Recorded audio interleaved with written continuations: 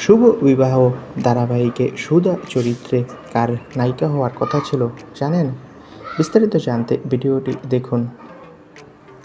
সোনামণি নয়, বরং অভিনয় করার কথা ছিল অন্য অভিনেত্রীর। বর্তমান সময়ে স্টার জলসার জনপ্রিয় ধারাবাহিক হচ্ছে শুভ বিবাহ।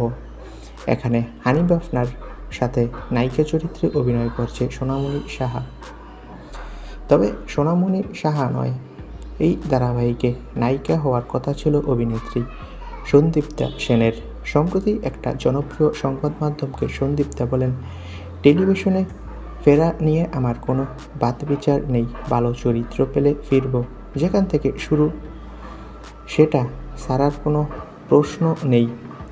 অভিনেত্রীকে প্রশ্ন করা হয়েছিল, আপনাকে কি কোনো প্রজেক্টে কিছুদিন আগে অফার করা হয়েছিল? অভিনেত্রী বলেন, হ্যাঁ, শুভ বিবাহ ধারাবাহিকে আমাকে সুধা চরিত্রে অভিনয় করার প্রস্তাব দেওয়া হয়েছিল, কিন্তু আমার ডেট না মিলাতে আমি না করে দিয়েছি।